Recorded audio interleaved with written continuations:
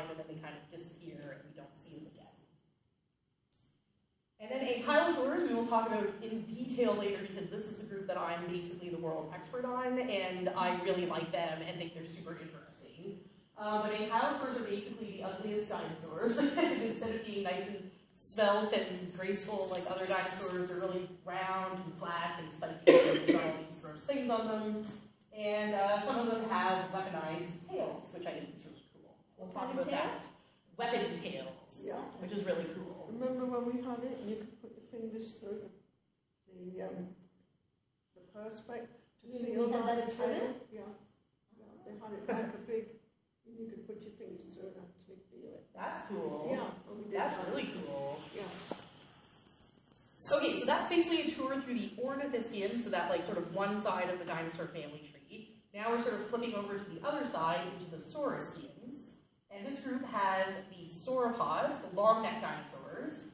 And there are lots of different species of long-necked dinosaurs. They are super hard to dig up and study because they are so big that sometimes you can basically get like one neck bone out per summer. So when people find sauropods, it's like a really big job, and thankfully I haven't really had to dig too many of them up. I've dug part of one up in Utah, and a single tailbone from like the middle of the tail was this big. And it's just a lot of work to dig something up that is that big. So there's lots and lots of sauropods. They're all plant eaters. And then we get into the theropods. So this is the ones that if little kids come up and ask you, they're going to ask you about theropods. There's going to be tons of theropod questions. So theropods are mostly meat eaters, but there are actually several groups that evolved herbivory after they had been meat eaters for a long time. So they sort of convergently evolved that with the other plant eaters. They lose their teeth and they get beaks. This is not one of them. This is T-Rex, one of the most famous dinosaurs. T-Rex is definitely a meat eater. And what you'll see in common is most of them have long snouts with really sharp fanged teeth. They have different strategies for eating things. So T-Rex has a very deep jaw and can probably crunch through bones. Things like Allosaurus, another really famous dinosaur, was probably more of a slashing eater because it doesn't have quite as deep a jaw. Could you show us where the air pockets are? Yes, that's a great question. Okay, so this hole is where the nostril would be. Yeah. This hole is where the eye would be. This is the hole in front of the eye with the air pocket. And then they also have holes behind the eye, and that's where jaw muscles would go. Thank you. They have a lot of holes in their head, basically. It's very confusing. And a lot of people think that the eye goes in this one, but it doesn't. So it goes in the one that's kind of in between. That's a good question. And what you might have noticed also is a lot of the plant eaters don't have that hole in their face, and that's because they've lost it over time. So it gets a little bit confusing, but generally speaking... Well, they're down. They're looking at the ground more. They're looking at... Yeah, that might be it. It might have to do with how they change their faces in order to eat plants and grind things, so different mechanical loads on the skull, but we don't really know. And on that... Oh, there's like... Was it the purpose to keep the skull lighter? I think that could be one purpose, is keeping the skull lighter. Yeah. Okay. But we don't really know for sure. There are a lot of things where there are open questions in paleontology, and people are trying to figure it out, but we don't necessarily know right away, which is one of the things I like about it right now. So, yeah. You said earlier that soft air pocket is covered by skin. Mm-hmm. So is this sort of like a supplementary lung? When they inhale, the air goes in, or is it just to hold the head up? It's not a lung. What it probably is doing... okay, this gets a little bit complicated. So dinosaurs do not have very big brains, but they have very big bodies. And so it's actually hard to shed heat as you get bigger and bigger. So like big animals have less surface area relative to their volume. And so if you are out running around and you live in a hot environment, it gets harder and harder to shed heat. But if your brain overheats, it's really bad for you. Like, you will die. And there's a pretty narrow window of like most animals that they can sort of live within in terms of brain temperature. So one of the things that might be happening with having this air pocket in front of the eye is that it might be a way to help cool the blood that is really close to the brain. And so this is research that's like just being done right now, basically, and so there's still a lot of work on it. But dinosaurs often have a lot of really obvious blood vessels, impressions on the insides of their skulls.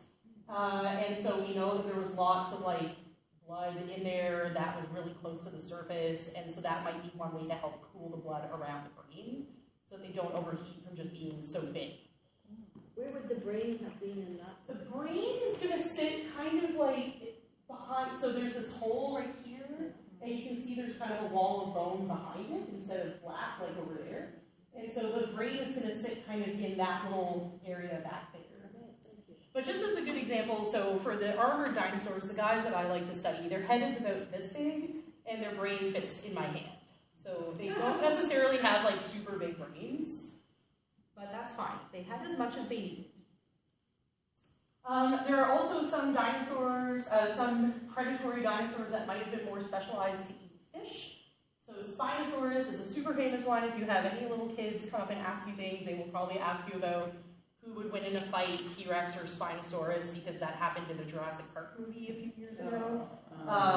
And Spinosaurus is in the news a lot because it's weird and cool. So some of the work that's been done on Spinosaurus lately has been trying to figure out if it was adapted for swimming, and how much it was really eating fish versus other big dinosaurs. It's got this really long crocodile-like snout, so we think it probably ate fish mostly. But its feet are different. Its feet are really weird.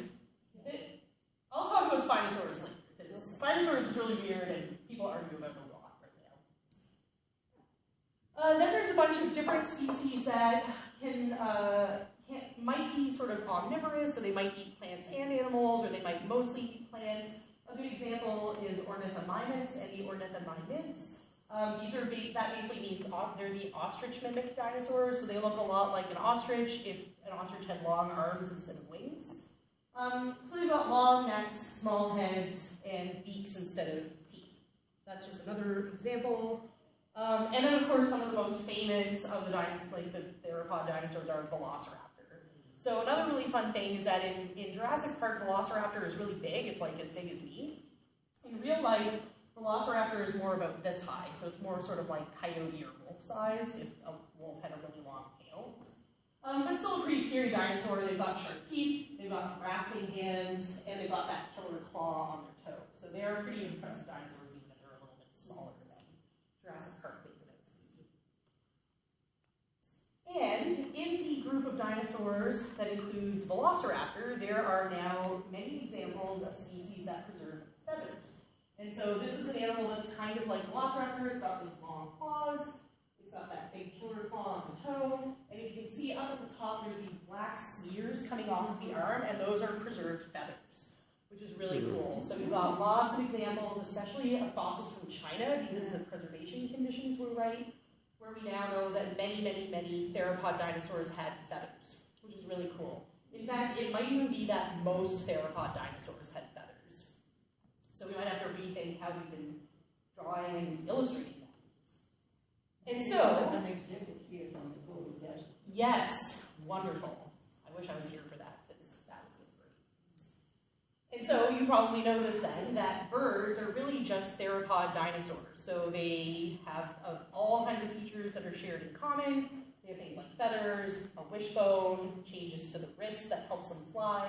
And we can trace these changes back, basically in like an unbroken chain, back to theropod dinosaurs that didn't have any of those features, and we can see how they evolved them over time. And so when we talk about dinosaurs, all birds. What's that? All birds. feathered birds. All birds. All birds. All birds. Penguins, ostriches, flying birds, not flying birds, ducks, all birds. So all birds can trace their ancestry back into meat-eating theropod dinosaurs. Do they have that pocket in front of the eye? Yes, with the caveat that birds actually change their skulls around quite a bit from how like something like a T-Rex would look. They change it in order to have the beak instead of like a sort of mouthful of sharp teeth. But they do still have that hole, but they also just lighten all of the bones in the skull, so they just have a lot of like open space in a bird skull. If you've ever found like a bird like roadkill, you'll see that like the skull bones are really thin, and so. But yeah, they do have that. And so, if we were looking at our big family tree again, birds. This is the fancy like science name for birds is Euornithes at a certain level. And so they are basically in this giant chain that goes all the way back into meat-eating dinosaurs, which is pretty cool. So they're in the same group. They share actually some of their close relatives are things like T-Rex and Velociraptor. And if you've ever heard of Archaeopteryx, the first bird, that's in here too. So it's basically right at the base of all the big birds. So that's a super quick overview of how we classify dinosaurs and how we identify them and what some of the things that aren't dinosaurs are. I just wanted to talk super quickly about geologic time and the geologic time scale. And I'm not even going to talk about this too much, but we think about geologists think about time in a very different way. So I might say something is recent and mean that it's 1,000,000 years old or 10,000 years old. Dinosaurs are really old. Just one little sliver of the Mesozoic era where dinosaurs lived is the Cretaceous period. That's where most of the dinosaurs in Jurassic Park actually come from rather than the Jurassic period. And the Cretaceous ends about 66 million years ago with a big asteroid impact. But it actually started 145 million years ago, and that's just the last sliver of time for dinosaurs. So if you're doing any research on dinosaurs, you might come across these kinds of diagrams. This is the stratigraphic column or geologic time scale, and we'll have all these different words. You don't have to worry about it too much, but some good words to know are Mesozoic and Cretaceous, Jurassic, and Triassic. Those are the main geology words to know. And I think also, could you give those to us again? Yeah, so Triassic, Jurassic, and Cretaceous. And those make up the Mesozoic era. We used to have this information, didn't we, in the corridor? It's still there. It's on that screen, interactive. Right. All of that information is on there. Yeah. Great. And just one other sort of small geology-related thing I wanted to mention is that the continents looked very different over time, on Earth. Continents are drifting, sea level changes, and so what was dry land is now ocean, or what was ocean is now dry land. A really good example is that most of the dinosaurs that come from Alberta come from this period of the Cretaceous called the Campanian. You don't need to worry about that word, but it's useful for me as a geologist to think about those finer time slices. And at that period of time, sea levels were really high for reasons that we don't fully understand, but the sea levels were fluctuating a lot. And so there's actually an ocean that connected the Gulf of Mexico up to the Arctic Ocean, and that really changes how we think about dinosaurs, because really North America was at least 2 continents. And so dinosaurs on one side of North America might have been very different from the dinosaurs on the other side, because there was this big barrier that separated them, and they would have gone off and evolved independently. So we actually know a ton about dinosaurs from this side of North America at this time period. We know almost nothing about dinosaurs from this side of North America, even though it's the bigger continent. And that just has to do with quirks of how sediment is being deposited. This side of North America didn't have a big mountain range coming up and depositing lots of sediment down. And it was really eroding more, and so we just don't have as much of a fossil record for dinosaurs on that side. There's all these things to keep in mind when people ask you about, why do we find dinosaurs here? Why do we find dinosaurs there? And it's this really complicated interplay between ancient sea levels, ancient mountain ranges, where sea levels and mountain ranges are today, and all kinds of other factors. So I feel like that's almost like a whole other conversation for us, but that's just to give you just a tiny taste. Okay, so what does it look like when you are actually out looking for dinosaur fossils? So I just wanted to show a couple of pictures of some places that I've been recently. This is a picture from this summer when I was in the Hell Creek Formation of Montana. So this is where you find things like Triceratops and T-Rex. And it's about 67 million years old, so right at the end of the age of dinosaurs. Can anyone spot the dinosaur fossil in this picture? I'll just come and move my arm around and you tell me if I'm hot or cold. Yeah. Oh, right there. Can you guys see that weird bowling ball? That's actually the little bone that connects your neck to your head from a Triceratops. And so that's actually quite a lot of a bone to be sticking out and sort of showing off. So this is really cool. So this is a Triceratops skull that we partially excavated, and we'll probably get finished next summer in Montana. So sometimes you have just a little piece of it just sticking out of the hill. Other times you might be facing something like this. This is in southern Alberta, and this is kind of what the Badlands look like right there. But you can see little white chips coming all down this hill. Those are broken pieces of dinosaur bone, and when we climbed up there, there's basically a whole ankylosaur skeleton weathering out and sending little chips down the hill. So we often look for little chips, and then you like walk around until you can find where they're coming from. So you don't necessarily find like a whole skeleton just like perfectly like emerging. It's often little bits and pieces and broken parts, and then you have to put them all back together. So when you're actually excavating, we use lots of different tools. In many of the places I've been, it's extremely hot and dry because that's like a good place to find dinosaurs because there's usually lots of rocks exposed. And we'll use lots of different tools. We'll use like knives and picks and hammers, and sometimes you have to use really heavy equipment like jackhammers or rock saws. But when you get really close to the bones, so these are my friends Amanda and Jade, there's a bone kind of sitting right in between them there, that kind of like brownish piece that's about that thick. And we use lots of different tools to get them out, and it takes a really long time because it's slow. And then as things get more uncovered, we usually wrap them up in these things called field jackets. So this big white blob is strips of burlap. So basically the stuff potato sacks are made out of. And we mix up plaster of Paris, and we dip those burlap strips in, and we wrap them around the fossils to protect them. That's how we usually bring large things back to the museum. And so what we're doing here is we're sort of trying to go around it, and then we can like flip it over and plaster the other side.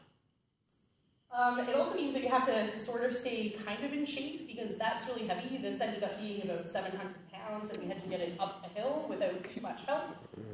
So it's good to be okay with sitting outside in the sun all day, and also to at least have a little bit of like upper arm strength for like carrying things around at the end of the day. Good knees too. Yes, and I hurt my knee last year, and it was really hard to do a lot of this stuff with like hobbling around with one knee out of condition. So you gotta take good care of your knees for as long as you can. So it's not always easy when you're like spending half your time like crunched up like this, and then you've got to like haul something up a hill.